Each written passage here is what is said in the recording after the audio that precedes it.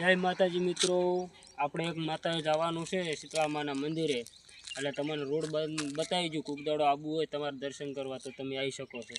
આ રતનગઢ સામેથી રોડ આવે છે અને આરે શિવરીથી આવે છે રોડ.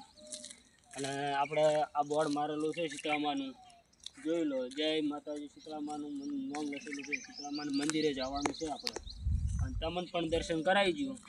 વિડીયોમાં બન્યા રહેજો. જય માતાજી મિત્રો. આ વગડો છે 700 વીઘાનો. આ વગડામાં વચ્ચોવચ્ચ માતાજીનું મંદિર છે. જોઈ લો, આ મેળાનું પાર્કિંગ છે. આપણે શીતળા આઠમના દાડે મેળો ભરાય છે, જોઈ લો. અને આપણે શીતળામાં અહીંથી જવાનું છે. આ શીતળામાં ડાયરેક્ટ શીતળામાં જાય છે.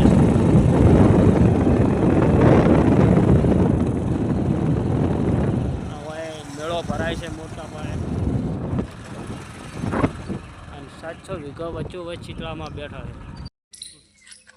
છે.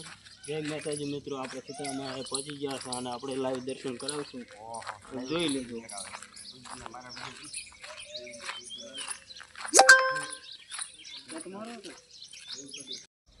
જય માતાજી મિત્રો, આપણે શીતળામાના મંદિરે પહોંચી ગયા હતા. તમને પણ દર્શન કરાવી દઉં, દર્શન કરી લેજો. અને જય માતાજી લખવાનું કમેન્ટમાં ભૂલતા નહીં.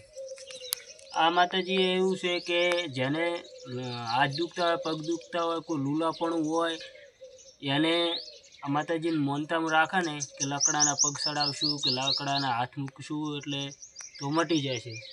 જો આ પબ્લિકને ગમે ને હાથને પગ દુખતા હશે એ મૂકી ગયા છે, અને મટી ગયું છે તાર મૂકી ગયા છે.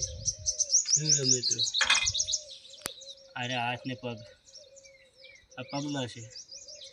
અને હા મિત્રો, અને કોઈને વસમ પણ ફૂલું પડ્યું હોય, કોઈ વસાની તકલીફ હોય ને, તો ચાંદીની વસુ આવે છે, એ માતાજી માનતા રાખો ને વસુ મેળવવાની, તો પણ વસુ પણ મટી જાય છે. જય માતાજી. જોઈ લો મિત્રો, આ જૂની મૂર્તિ છે અને પગલા પણ પડ્યા છે. પગલા, હાથ, પછી આ મેઠાની થેલી ચડે છે માતાજીને, અને માટલીમાં પાણી ભરીને આવે તો એ ચાલે. અને હા, કોઈને બાલ ખરતા હોય, કોઈને એ રીતે તકલીફ હોય તો માતાજીને ખામેણી મોનતા મોનો ને એટલે તો બાલ એ ખરતા નહીં. જો માતાજીએ જેટલી મસ્ત સુવિધા છે. આ મેળો ભરાય છે અને આ મેઠાનો ટેબો જોઈ લો મિત્રો. શીતળા આઠમના દાડે મેળો ભરાય છે. આ બધો મેઠાનો ટેબો મિત્રો તમે જોઈ લો. અને આ માટલા પડ્યા છે.